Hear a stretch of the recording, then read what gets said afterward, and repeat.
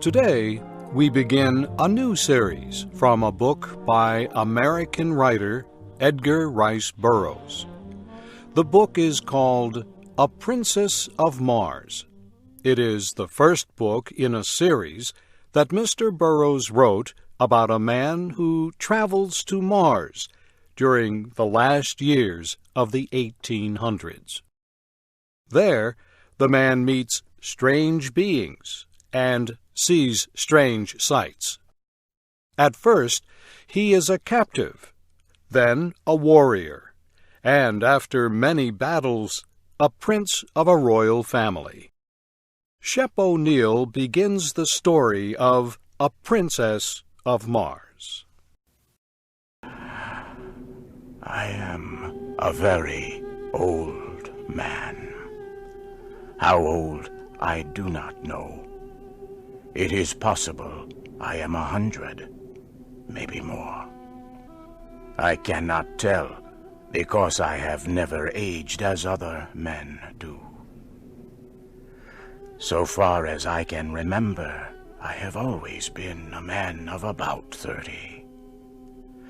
I appear today as I did 40 years ago, yet I feel that I cannot go on living forever. Someday, I will die the real death from which there is no escape. I do not know why I should fear death, I who have died 2 times, and am still alive. I have never told this story. I know the human mind will not believe what it cannot understand. I cannot explain what happened to me. I can only tell of the 10 years my dead body lay undiscovered in an Arizona cave.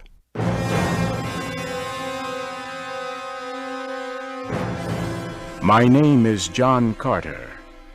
I am from the state of Virginia.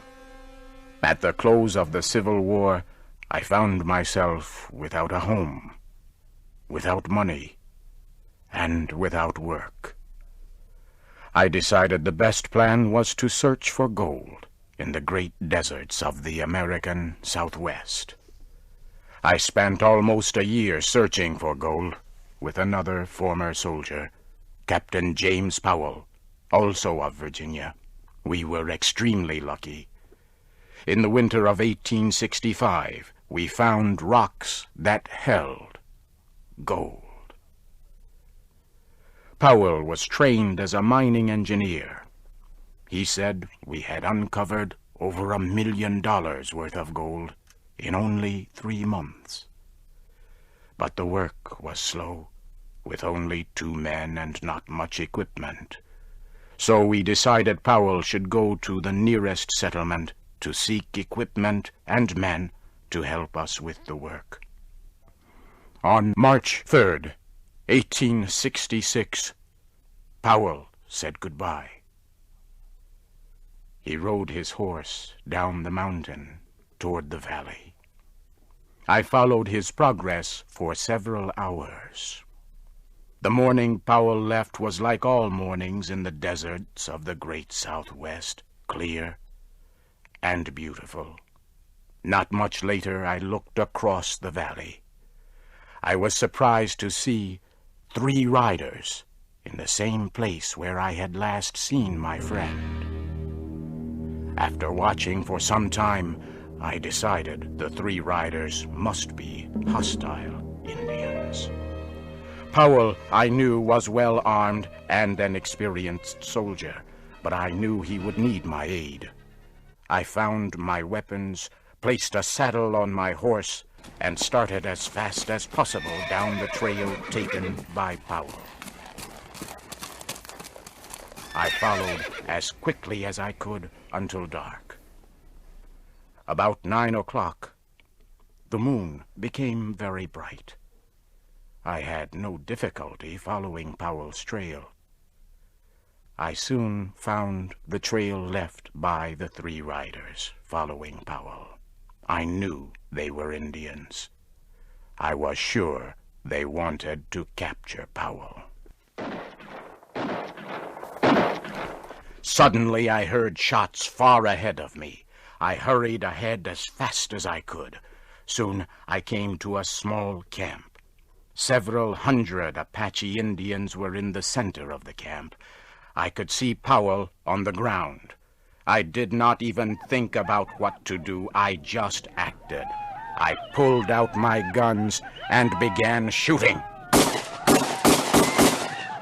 The Apaches were surprised and fled. I forced my horse into the camp and toward Powell. I reached down and pulled him up on the horse by his belt. I urged the horse to greater speed. The Apaches, by now, realized that I was alone and quickly began to follow. We were soon in very rough country. The trail I chose began to rise sharply. It went up and up. I followed the trail for several hundred meters more until I came to the mouth of a large cave. It was almost morning now. I got off my horse and laid Powell on the ground. I tried to give him water, but it was no use. Powell was dead. I laid his body down and continued to the cave. I began to explore the cave. I was looking for a safe place to defend myself, or perhaps for a way out, but I became very sleepy. It was a pleasant feeling. My body became extremely heavy. I had trouble moving. Soon I had to lay down against the side of the cave. For some reason, I could not move my arms or legs. I lay facing the opening of the cave. I could see part of the trail that had led me here. And now I could see the Apaches. They had found me, but I could do nothing. Within a minute, one of them came into the cave. He looked at me, but he came no closer. His eyes grew wide. His mouth opened. He had a look of terror on his face. He looked behind me for a moment and then fled. Suddenly, I heard a low noise behind me. So could the rest of the Apaches. They all turned and fled. The sound became louder, but still I could not move. I could not turn my head to see what was behind me. All day I lay like this. I tried again to rise and again, but I still could not move. Then I heard a sharp sound. It was like a steel wire breaking. I quickly stood up. My back was against the cave wall. I looked down. There before me lay my body.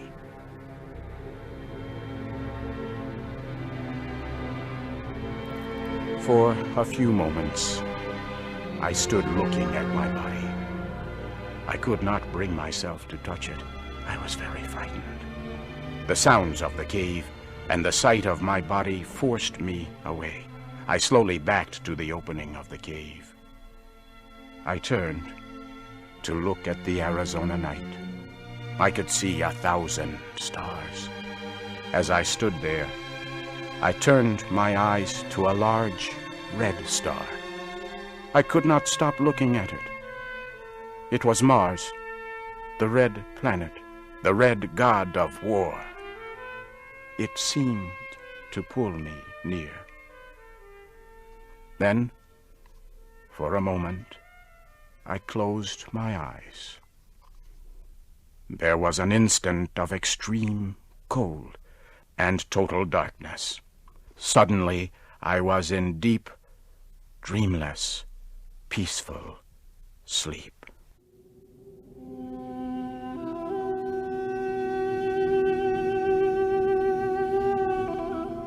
I opened my eyes upon a very strange land. I immediately knew then I was on Mars. Not once did I question this fact. My mind told me I was on Mars, as your mind tells you that you are upon Earth. You do not question the fact. Nor did I. I found myself lying on a bed of yellow-colored grass that covered the land for kilometers. The time was near the middle of the day, and the sun was shining full upon me. It was warm. I decided to do a little exploring. Springing to my feet, I received my first Martian surprise. The effort to stand carried me into the Martian air to the height of about 1 meter. I landed softly upon the ground, however, without incident. I found that I must learn to walk all over again. My muscles were used to the gravity of Earth. Mars has less gravity. My attempts to walk resulted in jumps and hops, which took me into the air. I once landed on my face. I soon learned that it took much less effort for me to move on Mars than it did on Earth. Near me was a small, low wall. Carefully, I made my way to the wall and looked over. It was filled with eggs, some already broken open. Small, green creatures were in them. They looked at me with huge red eyes. As I watched the fierce-looking creatures, I failed to hear 20 full-grown Martians coming from behind me. They had come without warning. As I turned, I saw them. One was coming at me with a huge spear, with its sharp tip pointed at my heart.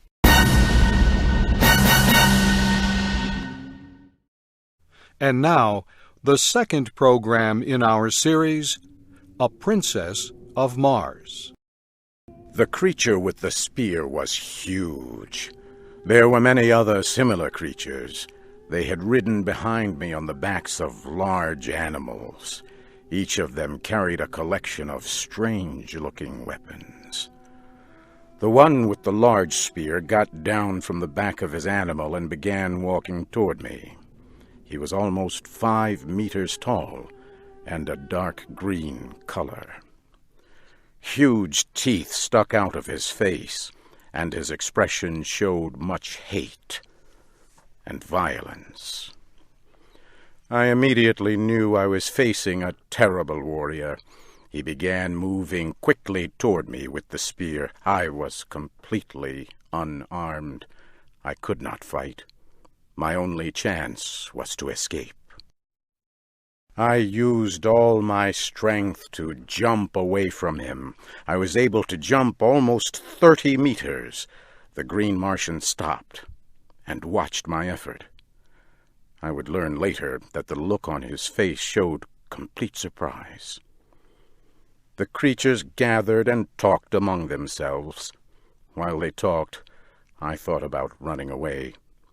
However, I noticed several of them carried devices that looked very much like rifles.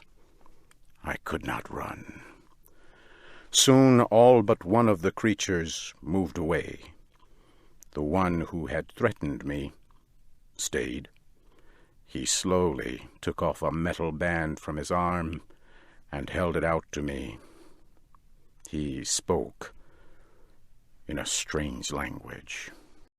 Niktu maktuta sakota. Slowly he laid down his weapons. I thought this would have been a sign of peace anywhere on Earth. Why not Mars, too? I walked toward him, and in a normal voice announced my name, and said I had come in peace. I knew he did not understand, but like me, He took it to mean that I meant no harm. Slowly we came together. He gave me the large metal band that had been around his arm. He turned and made signs with his hands that I should follow him. Soon we arrived at the large animal he had been riding. He again made a sign with his hands that I should ride on the same animal behind him. The group turned and began riding across the land. We moved quickly toward mountains in the distance. The large animals we rode moved quickly across the land. I could tell from the surrounding mountains that we were on the bottom of a long, dead sea.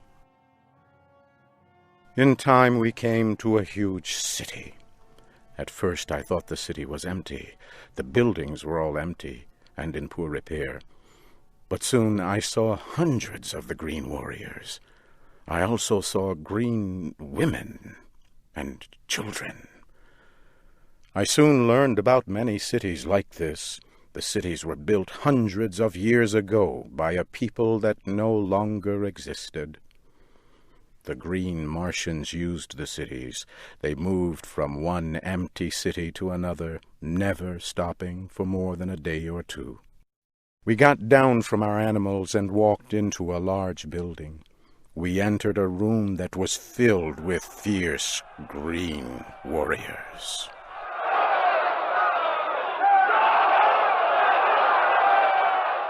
It was not difficult to tell that these were the leaders of the green Martians.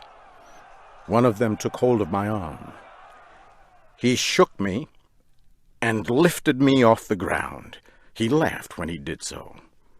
I was to learn that green Martians only laugh at the pain or suffering of others. This huge warrior threw me to the ground and then took hold of my arm again to pick me up. I did the only thing I could do. I hit him with my closed fist as hard as I could. The green warrior fell to the floor and did not move. The others in the room grew silent.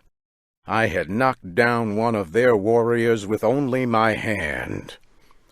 I moved away from him and prepared to defend myself as best I could, but they did not move. The green Martian that had captured me walked toward me. He said in a clear voice, Tars Tarkas! Tars Tarkas! As he spoke, he pointed to his own chest. He was telling me his name. I pointed to my chest and said, "My name, John Carter." He turned and said the word Sola. Immediately, a green Martian woman came close. He spoke to her.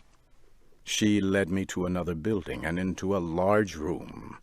The room was filled with equipment carried by the green Martians. She prepared something for me to eat. I was very hungry. I pointed to her and said the word Sola. She pointed at me and said my name. It was a beginning. Sola was my guard. She also became my teacher. In time, she would become a close and valued friend. As I ate my meal, my lessons in the language of the green Martians continued. 2 days later, Tars Tarkas came to my room. He carried the weapons and the metal armbands the green warriors wear. He put them on the ground near my feet. Sola told him I now understood some of their language. He turned to me and spoke slowly. The warrior you hit is dead. His weapons and the metal of his rank are yours, John Carter. He was a leader of one small group among our people. Because you have killed him, you now are a leader. You are still a captive and not free to leave. However, you will be treated with the respect you have earned. You are now a warrior among our people." Tarkas turned and spoke softly. From beyond the door, a strange creature entered the room. It was bigger than a large dog and very ugly. It had rows of long teeth and 10 very short legs. Tarkas spoke to the creature and pointed at me. He left. The creature looked at me, watching closely. Then Sola spoke about the creature. "His name is Wula. The men of our tribe use them in hunting and war. He has been told to guard and protect you. He has also been told to prevent your escape. There is no faster creature in our world, and in a fight they can kill very quickly. Do not try to escape, John Carter. Wula will tear you to small pieces." I continued to watch the creature named Wula. I had already seen how the green Martians treated other animals. They were very cruel. I thought, perhaps this beast can be taught to be my friend, much like a dog on Earth. I walked close to the creature and began speaking in much the same way I would speak to a dog or other animal on Earth. I sat down next to him while I talked softly. At first he seemed confused. I believe the creature Wula had never heard a kind word. In the next several days I gained the trust and friendship of Wula. In a few short days, Wula was my friend and fierce protector. He would remain my loyal friend as long as I was on Mars. Several days later, Sola came to me with a look of great concern. "John Carter, come with me. A great battle is about to take place. An enemy is coming near this city. We must prepare to fight, and we must be ready to flee." Sola, what enemy is this? "A race of red men who travel our world in flying machines. A great number of their machines have come over the far mountain. Take your weapons with you and hurry." I collected my sword and a spear. I hurried out of the building and joined a group of warriors moving toward the end of the city. Far in the distance, I could see the airships. They were firing large guns at the Green Warriors. I heard huge explosions. The Green Warriors were firing back with their deadly rifles. The air was filled with the sound of violent battle.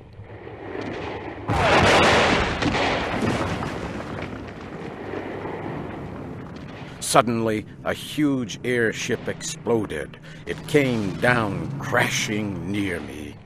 Red Martians were falling from the side of the huge ship, and then it exploded again.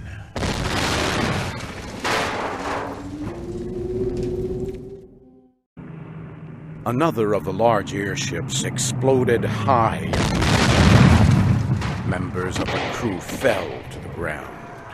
The huge ship lost control and began turning again and again. Soon, it was close to the ground. The warriors climbed aboard the ship and began fighting the members of the crew who were still alive. Soon, the fighting stopped. The warriors began taking everything from the ship. At last, they brought a captive from deep within the ship. 2 of the warriors had their captive by each arm. I wanted to see what new and strange form of life this creature would be. As they came near, I saw that it was a woman. She looked like a woman from Earth. She was young. Her skin was a light red, almost a copper color. I saw at once that she was extremely beautiful. She had a fine face, with large dark eyes and long black hair. As her guards led her away, she saw me for a moment. She seemed very surprised.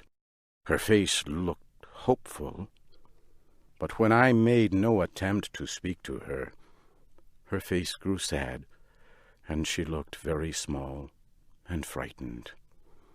As I watched her disappear into a building, I realized that Sola was near me. John Carter, that woman will be saved for the great games that are held by our people. The games are long and cruel, and end in death for those captured in battle. Her death will be slow and painful. She will die for the enjoyment of all. Sola's face seemed sad when she said this. I could tell by the way she spoke that she did not like the games and did not want to see the young woman die. She was very different from the rest of her people.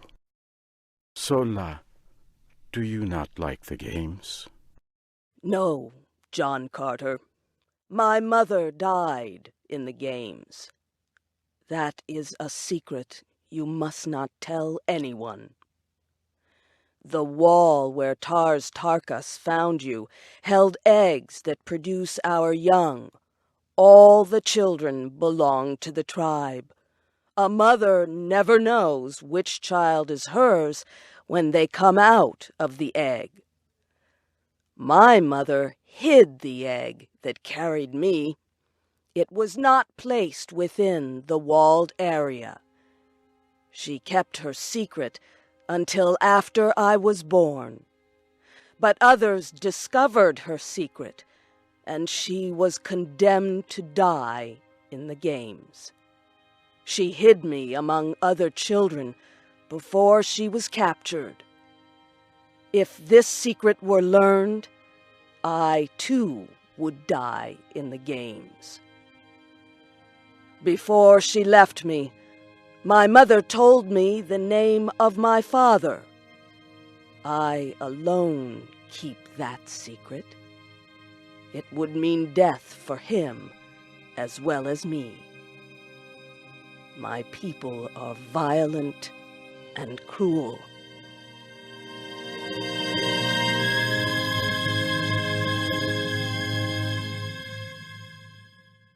The next day I entered the great room where the Green Martians held meetings. The Red Woman prisoner was there too. Soon, the leader of the Green Martians came into the room. His name was Lorquas Tomel. He began speaking to the prisoner. Who are you? And what is your name? I am the Princess Deja Thoris, daughter of Mors Kajak, the ruler of Helium. Our airship was on a scientific flight. We were to study the air and atmosphere. Without our work, the air on our planet would grow thin and we would all die. Why would you attack us? As she talked, a warrior ran to her and hit her in the face, knocking her to the ground. He placed a foot on her small body and began laughing. I reached for the small sword I carried and rushed to attack the huge warrior. He was a strong opponent, But again, because of the low gravity on Mars, my strength was far greater than his. In a few short minutes, the Green Warrior was dead. I helped the young woman to her feet. Who are you? Why did you risk your life to help me? You look almost the same as my people, but you wear the weapons of a Green Warrior. Who or what are you? My name is John Carter. I am from the planet Earth. How I got here is a long story. I attacked that warrior because where I come from, men do not attack women. I will offer you my protection as long as I can. However, I must tell you that I, too, am a captive. Come, John Carter, and bring the Red Woman with you. Let us leave this room quickly, before some warrior attempts to stop us. The three of us quickly returned to the building where I had spent the last several days. Sola then left to prepare food. Wula sat in the corner and looked at the both of us. The young woman was afraid of poor, ugly Wula. I told her not to fear him. Wula is not only my guard, he is my friend. I have treated him with kindness that he has never known. As each day passes, he trusts me more. I now think he would follow any command I give. Sola has told me that all captives are held until they can die in the great games held by the Green Martians. Our only chance to survive is to escape, but we must have Sola's help for our plan to succeed. Yes, if we stay with the Green Warriors, we will both die. If we are to escape, we will need several of the animals to ride. It will be our only chance. I have several of the animals. They were given to me when I became a warrior. Sola came back later with food for the two of us. Deja Thoris and I asked for her help. The three of us talked long into the night. At last, Sola gave us her answer.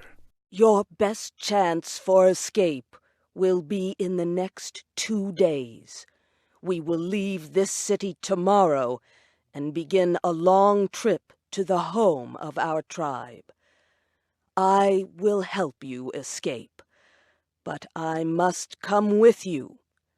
I will be killed if you escape. Sola, of course you must come with us.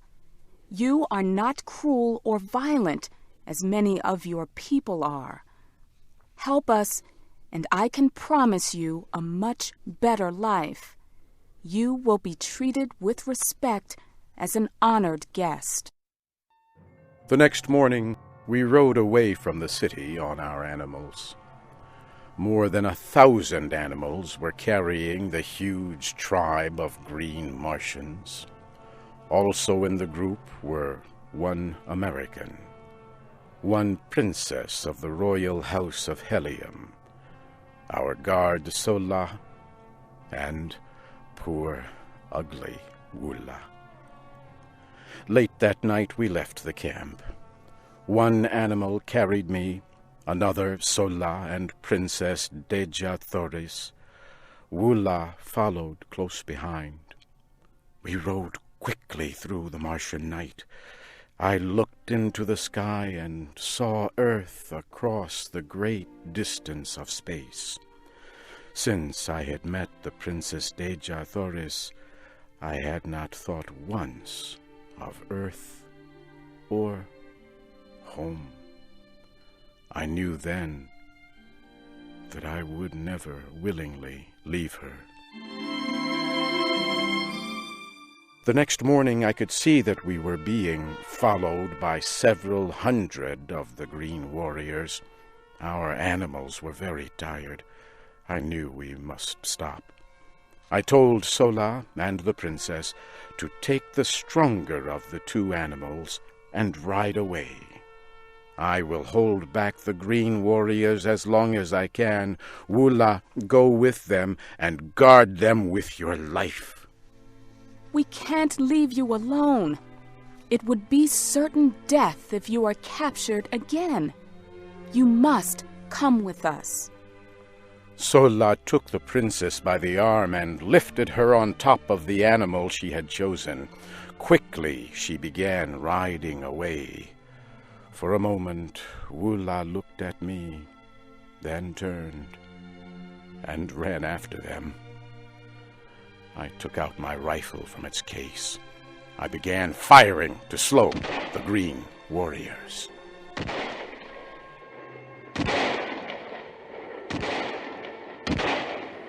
I was able to slow them for more than an hour, but then I had no more ammunition. Soon I was surrounded. A green warrior got off his animal and came toward me. He pulled out his long, thin sword. I reached for mine. As we neared each other, I saw it was Tarkas. He stopped and spoke to me very slowly. You will die here today, John Carter. It is I who must kill you. Know that I will take no pleasure in your death. The huge green warrior Tarkas came slowly toward me with his thin sword. I backed away. I did not want to fight him. I did not wish his death. He had been as kind to me as a green Martian can be. As I stood watching him, a rifle fired in the distance. Then another, and another. Tarkas and his warriors were under attack from another tribe of green warriors. Within seconds, a terrible battle raged. As I watched, 3 of the attackers fell on Tarkas. He killed one and was fighting with the other 2 when he slipped and fell. I ran to his aid, swinging my sword. He was on his feet. Shoulder to shoulder, we fought against the attackers. They finally withdrew after an hour of fierce fighting. John Carter, I think I understand the meaning of the word friend. You saved my life when I was about to take yours. From this day, you are no longer a captive among our people, but a leader and great warrior among us. There was a smile on his face. Once again, he took off a metal band from his arm and gave it to me. I have a question for you, John Carter. I understand why you took the Red Woman with you. But why did Sola leave her people and go with you? She did not want to see me or the princess harmed. She does not like the great games held by your people where captives are led to die. She knows if she is caught, she too will die in the games. She told me she hates the games because her mother died there. What? How could she know her mother? She told me her mother was killed in the games because she had hidden the egg that produced her. Her mother hid Sola among other children before she was captured. Sola said she was a kind woman, not like others of your tribe. Tarkas grew angry as I was speaking, but I could see past his anger. I could see pain in his eyes. I immediately knew Sola's great secret. I have a question for you, Tarkas. Did you know Sola's mother? Yes, and if I could have, I would have prevented her death. I know this story to be true. I have always known the woman who died in those games had a child. I never knew the child. I do now. Sola is also my child.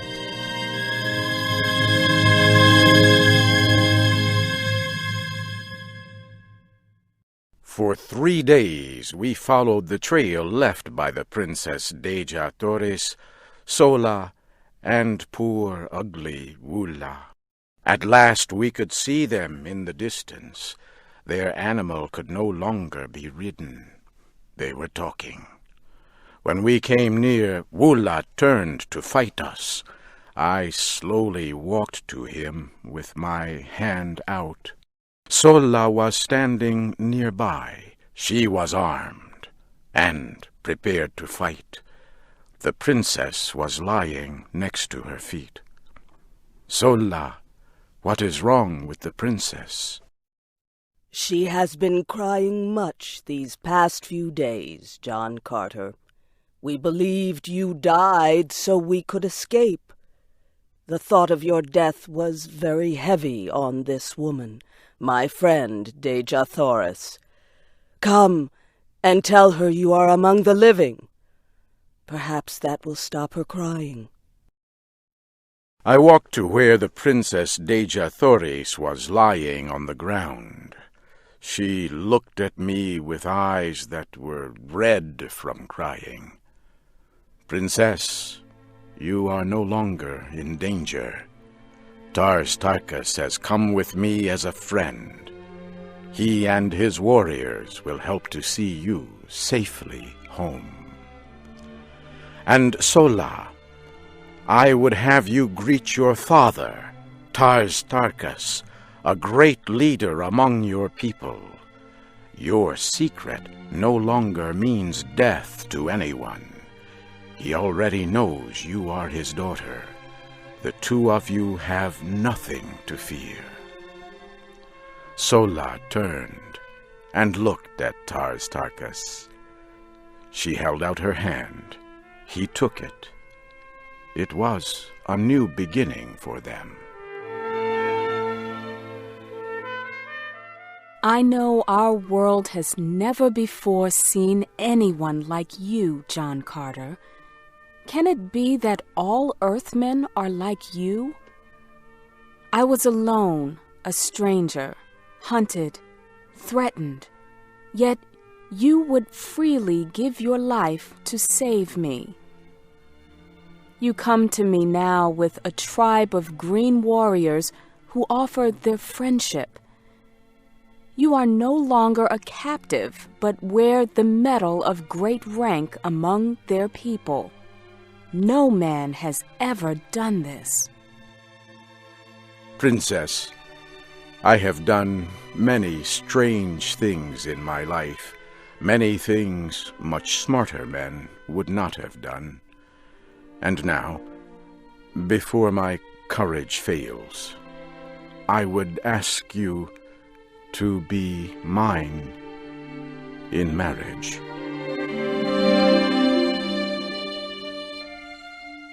She smiled at me for a moment, and then her dark eyes flashed in the evening light. You have no need of your courage, John Carter, because you already knew the answer before you asked the question.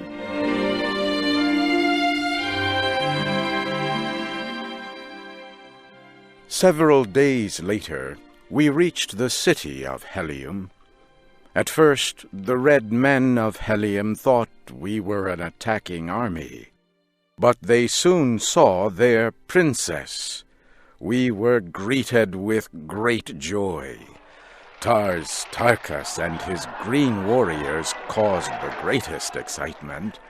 This huge group of green warriors entered the city as friends and allies. I soon met Tardos Mors, the grandfather of Deja Torres. He tried several times to thank me for saving the life of the princess, but tears filled his eyes, and he could not speak.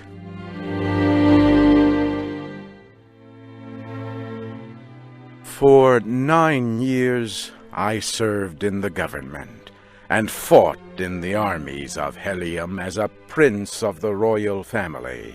It was a happy time. The Princess Deja Thoris and I were expecting a child. Then, one day, a soldier returned from a long flight. When he landed, he hurried to the great meeting room.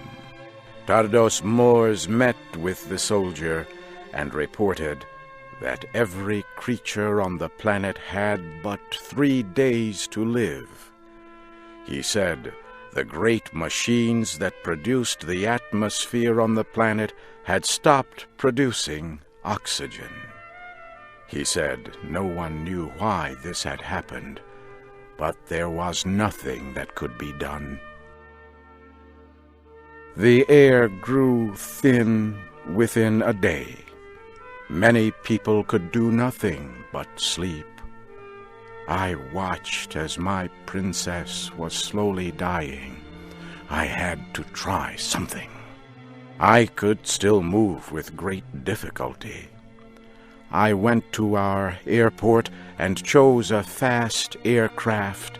I flew as fast as I could to the building that produced the atmosphere of the planet. Workers were trying to enter. I tried to help. With a great effort, I opened a hole. I grew very weak. I asked one of the workers if he could start the engines. He said he would try. I fell asleep on the ground. It was dark when I opened my eyes again. My clothing felt stiff and strange. I sat up. I could see light from an opening. I walked outside. The land looked strange to me. I looked up to the sky and saw the red planet Mars. I was once again on Earth in the desert of Arizona. I cried out with deep emotion. Did the worker reach the machines to renew the atmosphere? Did the air reach the people of that planet in time to save them? Was my Princess Deja Thoris alive, or did she lie cold in death? For 10 years now, I have watched the night sky looking for an answer. I believe she and our child are waiting there for me. Something tells me that I shall soon know.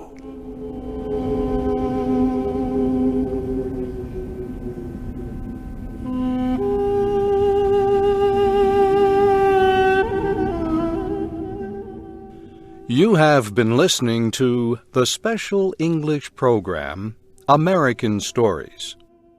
Shep O'Neill was the voice of John Carter. Steve Ember was Tars Tarkus. Barbara Klein was Sola. And Gwen Newton was Princess Deja Thoris. This story was adapted for Special English by Paul Thompson. It was produced by Paul Thompson and Mario Ritter.